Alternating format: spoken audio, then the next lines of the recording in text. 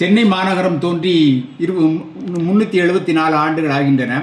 அது குறித்து நிறைய கட்டுரைகள் வெளிவருகின்றன. தமிழ் இந்த ஏட்டில் நேற்றும் இன்றும் வந்திருக்கின்ற கட்டுரைகள் மிக மிகச் சிறப்பு. இப்படி கட்டுரைகளை அண்மை காலத்தில் நான் படித்ததே இல்லை. தமிழ்நாட்டின் இந்தியாவின் கல்வி வரலாறை முழுமையாக தொகுத்து எழுதியிருக்கிறார் பேராசிரியர் அருண் கண்ணன்.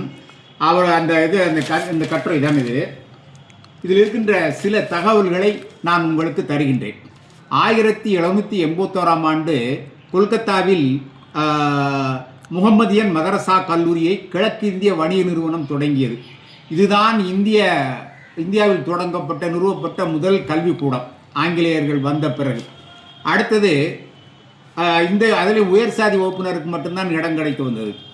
புனித ஜார்ஜ் கோட்டையில் 1812ஆம் ஆண்டு அவருடைய அதிகாரிகளுக்கு பயிற்சி அளிப்பதாக ஒரு சிறிய கல்வி நிறுவனம் இயங்கியது.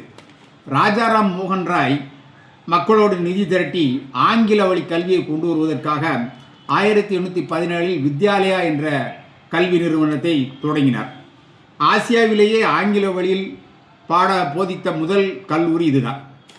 1820இல் சென்னை மாகாண ஆளுநராக இருந்த தாமஸ் மன்றோ கல்விகளை ஆராய்ந்து ஒவ்வொரு மாவட்டத்துக்கும் 2, ஒரு தாலுகாவுக்கு 1 என்கிற அளவில் பள்ளிகளை திறக்க 1826இல் ஆணை பிறப்பித்தார். 50,000 ரூபாய் நிதியை ஒதுக்கி 100 பள்ளிகளை தொடங்கினார். ஆனால் சில ஆண்டுகளிலே அந்த பள்ளிகளை தொடர்ந்து பராமரிக்க முடியாமல் மூடப்பட்டு விட்டன.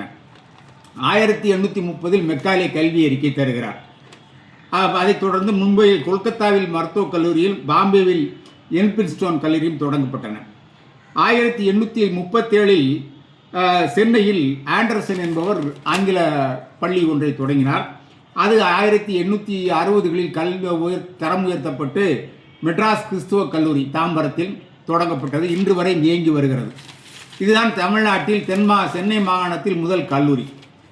அந்த பள்ளி தொடங்கி 1830இல் இந்து இலக்கிய சங்கம் இதுபோல நிறைய பள்ளிகளை தொடங்க வேண்டும் என்று, ஆங்கில வழி பள்ளிகளை தொடங்க வேண்டும் என்று விண்ணப்பம் கொடுத்தது. இந்த விண்ணப்பத்தை எழுதியவர்கள் காஜுலு லட்சுமி நரச செட்டி, அவர் பெரியமேட்டில் பஞ்சு வணிகர்.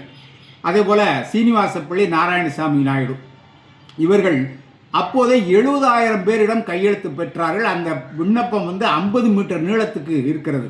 அது இன்றும் லண்டனில் பாதுகாக்கப்பட்டிருக்கிறது. யார் வேண்டுமானாலும் போய் பார்க்கலாம். இதன் பிறகுதான் இங்கே தமிழ்நாட்டில் பள்ளிக்கூடங்கள் தொடங்குகிறார்கள். பல்கலைக்கழகம் 841 சென்னை உயர்நிலைப் பள்ளி தொடங்கப்பட்டது. அது 871 முதல் பிரசிடென்சி கல்லூரியாக சென்னை கடற்கரையில் இயங்கி வருகிறது. கம்பீரமாக நீங்கள் பார்த்திருக்கலாம். 1828இல் வந்த ஜார்ஜ் நாட்டன் என்ற ஆங்கில அதிகாரி தொடக்கம் முதலே இந்த இந்து இலக்கிய சங்கத்தோடு செயல்பட்டு வந்தார்.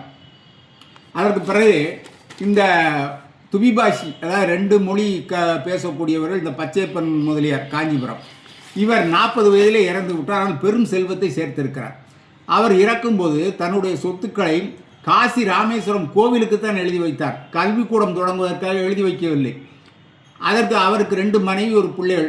அவர்களும் விரைவிலே இறந்து விட்டார்கள். மற்ற உறவினர்கள் எல்லாம் சொத்துக்கு உரிமை கொண்டாடி வந்தார்கள். அப்போது ஜார்ஜ் நாட்டன் என்ற இந்த ஆங்கில வழக்குரைஞர், தலைமை வழக்குரைஞர், நீதிமன்றத்தில் வாதாடி அந்த சொத்துக்களை எல்லாம் இணைத்து பச்சையப்பன் அறக்கட்டளை உருவாக்கினார். அதற்கு பிறகுதான் அது 10க்கும் மேற்பட்ட கல்வி நிறுவனங்களை நடத்தி வருகிறது. இதுபோல இந்த கிண்டி பொறியியல் கல்லூரி 844இல் பள்ளியாக தொடங்கப்பட்டு பொறியியல் கல்லூரியானது 978 முதல் அண்ணா பல்கலைக்கழகம் உருவானது. 1844இல் நாகப்பட்டினத்தில் தொடங்கப்பட்ட ஜெயின் ஜோசப் கல்லூரி திருச்சிக்கு மாறியது. இது போக இதே லட்சுமி நரச செட்டி பின்னர் ஒரு விக்டோரியா மகாராணிக்கு ஒரு விண்ணப்பம் அனுப்பினார். அதில் அப்போதே அவர் 15,000 பேரிடம் கையெழுத்து பெற்று அனுப்பினார். அதே இந்த சென்னை மாகாணத்தில் கிறிஸ்துவ கிழக்கிந்திய வணிக நிறுவனத்துடைய ஆட்சி சரியாக இல்லை. எனவே மகாராணி அவர்கள் இந்தியாவின் ஆட்சி பொறுப்பை நேரடியாக அவர்களை ஏற்க வேண்டும் என்று அவர் கோரிக்கை விடுத்தார்.